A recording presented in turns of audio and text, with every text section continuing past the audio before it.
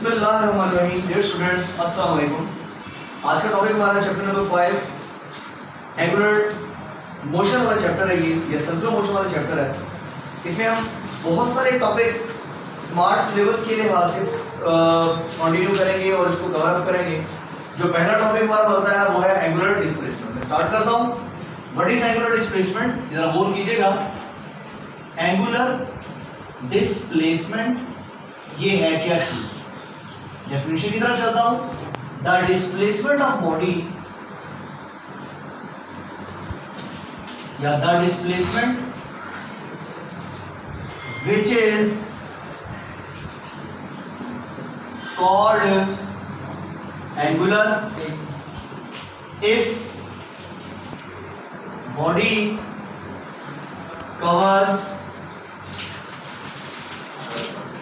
the displacement in an angle or it is the angle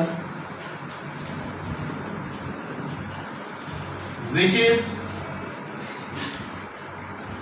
formed at the center of circle. क्या मतलब सुनिएगा please. मैंने कहा कि डिस्प्लेसमेंट जो एंगुलर कहलाएगा उस वक्त जब बॉडी कवर करेगा डिस्प्लेसमेंट किसके अंदर? एंगल में। जब बॉडी एंगल में डिस्प्लेसमेंट कवर करेगा तो उसका नाम एंगुलर डिस्प्लेसमेंट।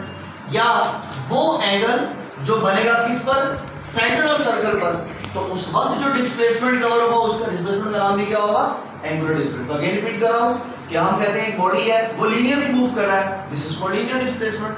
एक बॉडी है जो सर्कल में मूव कर रहा है तो सर्कल में मूव करते वक्त इस पॉइंट से मूव करे और वो इस पॉइंट तक आए। तो यहां से लेकर यहां तक आने के लिए जो एंगल कवर करेगा, जो थीटा कवर करेगा, that theta is called angular displacement. Diagram से मैं इसको एक्सप्लेन करता हूं। गौर करें। यहां पर सपोज दैट हमारे पास कोई भी सर्कुलर पाथ है, इसके दो पाथ बनाता हूं। कौन कौन सा?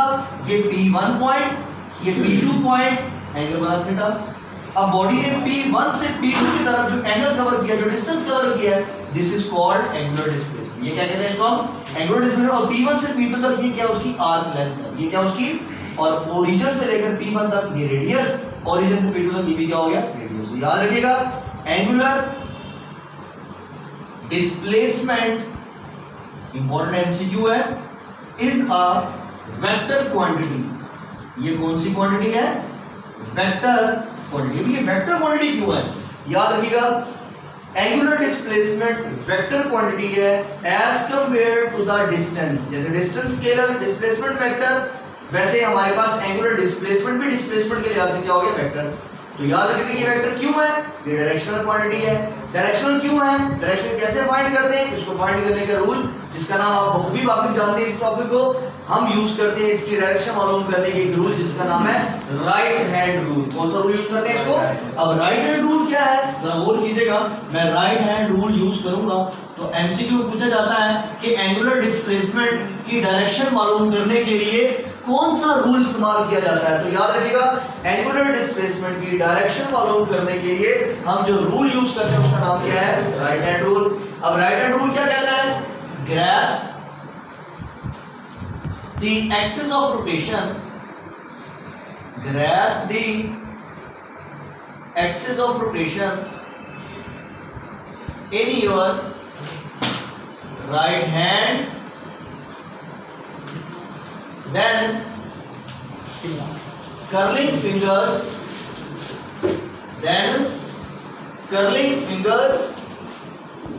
will show direction of rotation and thumb will indicate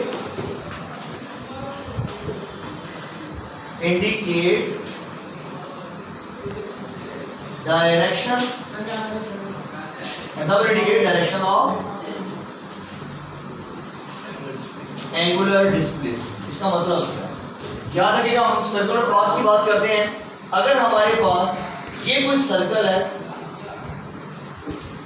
इस सर्कुलर पाथ के अंदर कोई बॉडी हो सर्कुलरली मूव कर रहा है, सर्कुलर मोशन, यहां से लेकर ये ऊपर की तरफ, ये एक्सियल रोटेशन है।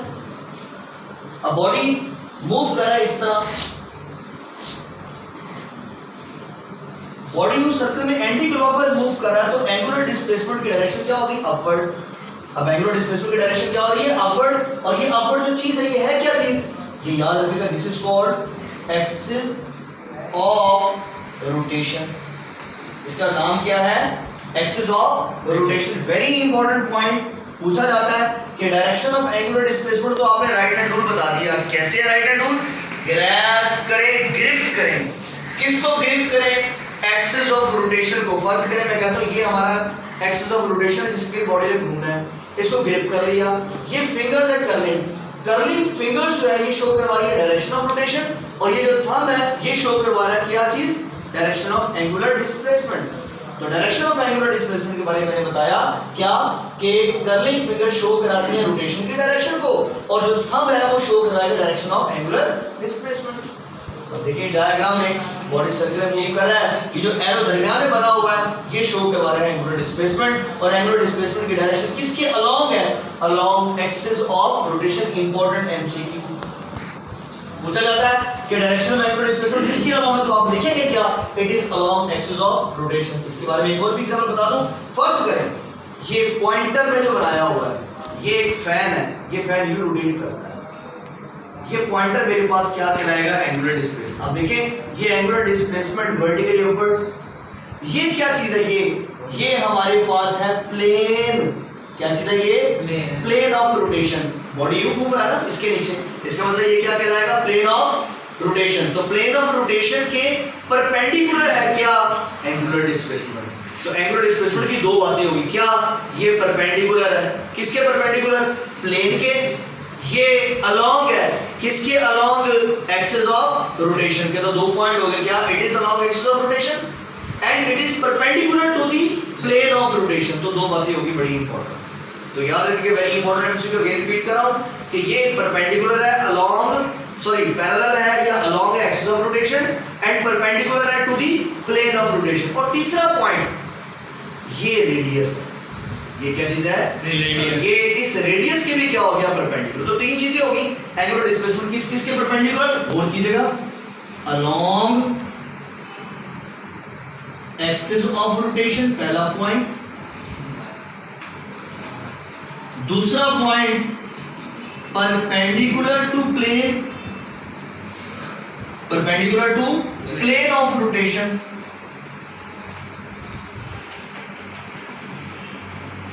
और तीसरा point perpendicular to the radius of circle. तो ये तीनों पॉइंट हैं, तीनों किसके बारे में? एंगुलर डिस्प्लेसमेंट के बारे में। और अब चलता हूं मैं इसके यूनिट की तरफ। तो यूनिट इसका क्या होगा? वेरी इंपॉर्टेंट, इसके तीन यूनिट होते हैं। कौन कौन सा यूनिट? डिग्री, रेवोल्यूशन और रेडियन। ये तीन यूनिट है। कौन कौन से unit? Degree, revolution and radian. ये तीन यूनिट में हर एक को मैं डिफाइन करूंगा, लेकिन एक बात बड़ी इंपॉर्टेंट, इनके यूनिट में से सबसे मेन यूनिट कौन सा है? रेडियन। और ये कौन सा यूनिट है? This is called SI unit. कौन सा यूनिट है ये? इंपॉर्टेंट एमसीक्यू पूछा जाता है कि एंगुलर डिस्प्लेसमेंट में कौन सा यूनिट स्टैंडर्ड है, कौन सा एसआई यूनिट है? तो आप कहेंगे रेडियन क्या है? इसका एसआई यूनिट है। तो ये इंपॉर्टेंट एमसीक्यू था एंगुलर डिस्प्लेसमेंट का। आखिरी बात, angular displacement anti clockwise direction में पॉजिटिव कंसीडर करेंगी और क्लॉकवाइज डायरेक्शन में नेगेटिव। गौर कीजिएगा, अगर मैं इसको अपने एक्सिस को रोटेट करवाता हूँ, ये एंटी क्लॉकवाइज डायरेक्शन अपवर्ड और clockwise direction downward, upward positive Y, downward negative Y. तो इस एक्सिस की वर्टिकल एक्सिस की वजह से हम कहते हैं कि हमारा जो एंगुलर डिस्प्लेसमेंट है एंटी क्लॉकवाइज पॉजिटिव होता है और क्लॉकवाइज क्या होता है? नेगेटिव। ये एमसीक्यू में पूछा जा सकता है कि अगर हम बात करते हैं एंटी क्लॉकवाइज तो वो क्या होगा? पॉजिटिव, और अगर मैं बात करता हूं क्लॉकवाइज तो वो क्या हो जाएगा? नेगेटिव। इन यूनिट्स के बाद मैं डिफाइन करूंगा इन तीनों यूनिट्स को। डिग्री क्या होता है, रेवोल्यूशन क्या होता है, रेडियन क्या होता है, वो देखिए।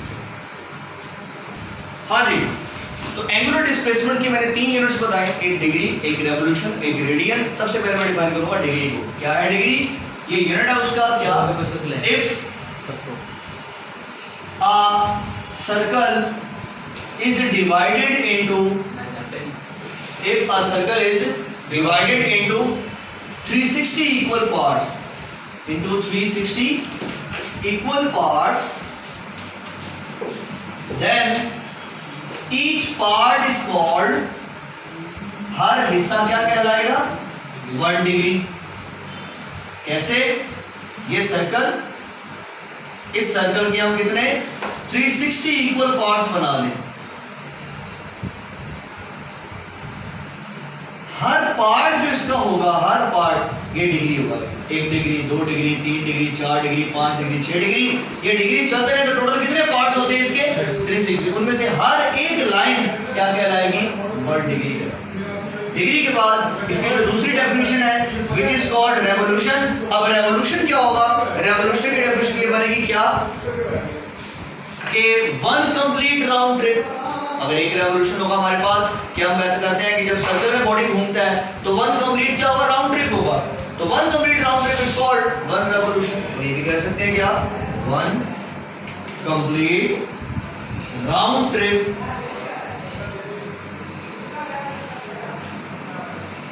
is called 1 revolution। और याद रखिएगा 1 revolution किसके इक्वल होता है? 360 डिग्रीज के। 1 revolution किसके इक्वल होगा? 360 डिग्रीज के। डिग्री भी हो गया, रेवोल्यूशन भी हो गया, और लास्ट चीज जिसको हम नाम देते हैं विच इज कॉल्ड रेडियन। ये रेडियन क्या है? Very important MCQ, very important definition. क्या है इसका डेफिनेशन? फर्ज करें हम ये बात करते हैं सर्कुलर पाथ, हमारे पास एंगल बन रहे हैं ये दो नाम है। अगर दरमियान बनने वाला एंगल थीटा और ये उसकी है क्या? रेडियस, और ये क्या उसकी आर्क लेंथ। अगर थीटा इस तरह बनाया जाए कि आर्क लेंथ s और रेडियस आपस में क्या हो जाए? बराबर। जब आर्क लेंथ और रेडियस आपस में क्या हो जाएंगे? बराबर, उस वक्त सेंटर में बनने वाला एंगल का नाम क्या होगा? रेडियन। तो याद रखिएगा if arc length becomes equal to the radius, then angle made at the center is called 1 radian। और याद रखिएगा कि 1 revolution इक्वल्स टू क्या होता है? 2 पाई रेडियन। इंपॉर्टेंट एमसीक्यू है, ये आप लोगों को याद रखना है। मैं नेक्स्ट टॉपिक में इस चीज को एक्सप्लेन करूंगा। Thank you very much for watching my video. मेरे चैनल को लाइक करते रहिए, सब्सक्राइब करते रहिए। जज़ाकल्लाह, अल्लाह हाफ़िज़।